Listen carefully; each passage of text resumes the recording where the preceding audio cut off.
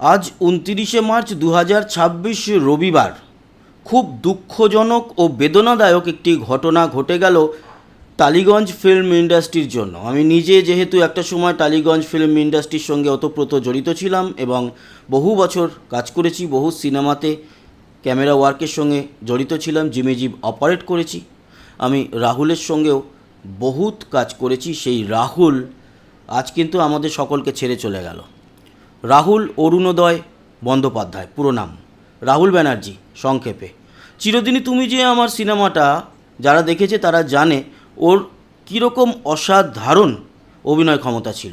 হ্যাঁ, hero material ছিল এটা বলবো না, 100% হিরো মেটেরিয়াল নয় রাহুল, কিন্তু রাহুল একজন খুবই দক্ষ অভিনেতা। প্রিয়াঙ্কার সঙ্গে জুটিতে সেই সিনেমা তুমুল জনপ্রিয় হয়েছিল এবং প্রিয়াঙ্কার সঙ্গেই সে ঘরও বেঁধেছিল।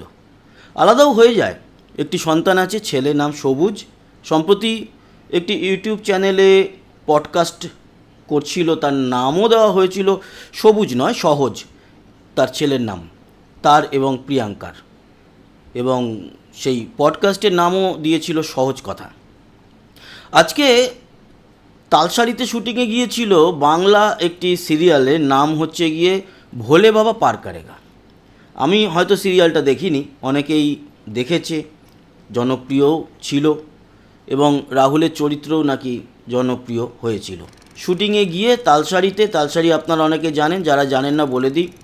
ঠিক দীঘার পরে উদয়পুর একটি বিচ আছে। উদয়পুর আর দীঘা আমাদের পশ্চিমবঙ্গ ওড়িশাকে ভাগ করেছে। এই উদয়পুরের পর ওড়িশার দিকে প্রবেশ করতে তালসারি বলে একটি জনপ্রিয় সমুদ্র সৈকত আছে, সেখানে অনেক শুটিংও হয়। সেইখানে একটি শুটিং চলাকালীন এই ভোলে বাবা পার করেগার জলে নেমেছিল বলে শোনা যায়।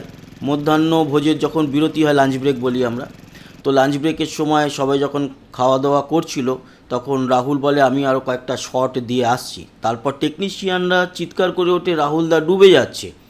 তাকে যখন তোলা হয় শোনা যাচ্ছে সে নাকি তখনও বেঁচে ছিল। এটা কতটা সত্যি কি মিথ্যা জানি না, স্পটে আমি ছিলাম না, যেটুকু খবর পেয়েছি আমাদের চেনাশোনা লোকদের থেকে, তখনও নাকি বেঁচে ছিল এবং তারপর দীঘা হাসপাতালে নিয়ে যাওয়া হয়। দীঘা হাসপাতালে তাকে মৃত বলে ঘোষণা করা হয়েছে।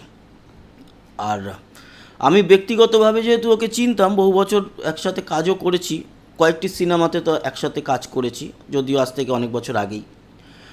খুব খারাপ লাগছে। আমরা গ্যাংটকে এখনও মনে আছে একটা শুটিংয়ে গিয়ে রাত্রে আমরা একসাথে অনেকক্ষণ আড্ডাও মেরেছিলাম, সেই দিনগুলোর কথা মনে পড়ছে।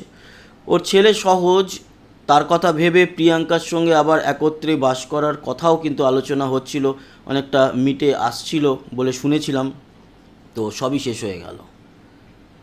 দীঘা হাসপাতালেই ময়নাতদন্ত হবে এরকমটাই জানতে পেরেছি। খুবই ট্যালেন্টেড একজন অভিনেতাকে হারালো আমাদের বাংলা, এটা ক্ষতি। আর বাকি কিছু বলার নেই।